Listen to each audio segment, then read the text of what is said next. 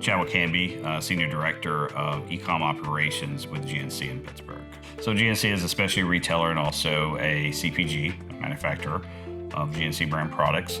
I oversee domestic e-com operations for GNC, which includes both marketplaces and the .com and all of the back-end operations along with customer service.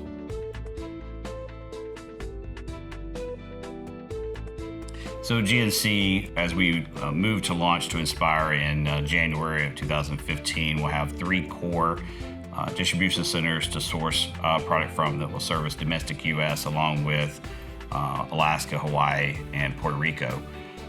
We have built out a integrated supply chain between the OMS, Salesforce, which is our platform for commerce, along with the operational facilities at the DCs. So our desire is to build a fast, responsive, flexible network to allow us to make those deliverables. Now, once we post-launch in January, there will be a window of time, and then we'll be launching BOPIS and ship from store, leveraging the OMS, and that time frame is set to be late Q1, early Q2. GNC had several retail challenges that were related to e-commerce, as we had never had an internal organization built to support pure e-com. We'd always outsourced that relationship dating back to 2004. And the model that existed in the early 2000s was a model that was good for GNC, as we did not need to invest in that level of infrastructure and build out the appropriate teams. We went to RFP back in 2018. There were multiple players in the RFP. Invista landed in the last 3, the final 3, and then they were ultimately selected in late 2018 to be our partner. The primary reason for the selection was the flexibility and the speed to market. While there are a lot of opportunities with using much larger players in some cases, the negatives to that is using much larger players, and you have limited flexibility and limited timelines that you can make business decisions that you need to make with. Along with the fact that we had Salesforce built into our integration with both Commerce Cloud, Service Cloud, and Marketing Cloud, Inspire offered us the flexibility to communicate with all of those with limited integration and the flexibility that we needed.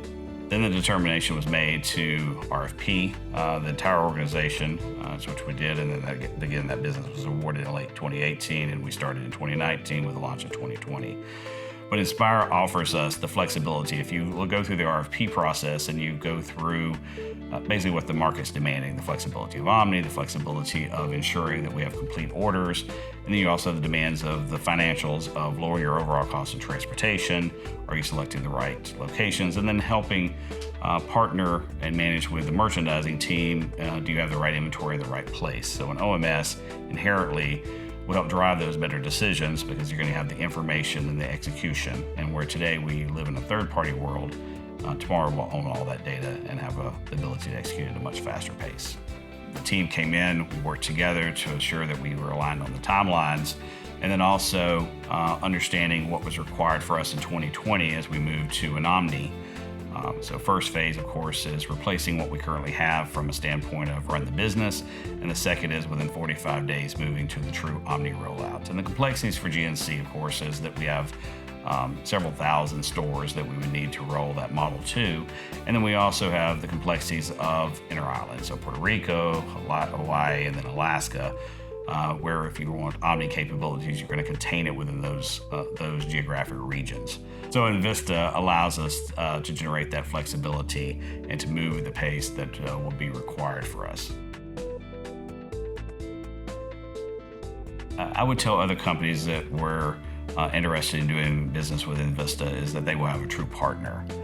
You get into a lot of relationships, especially as your larger corporations, and you have vendor relationships and you have partners. And I can tell you that in no case have I ever found that we were being distanced and treated as a vendor by anyone within the Inspire team, whether that goes from Jim himself or John as it relates to the supply chain side of the house, or anyone on any of the teams that we've ever dealt with. So a very strong deliverable culture, an accountable culture, not caught up in a lot of the processes that sometimes bog products down, and the movement that's needed to ensure that everyone's there and there's an open and honest dialogue between all the teams.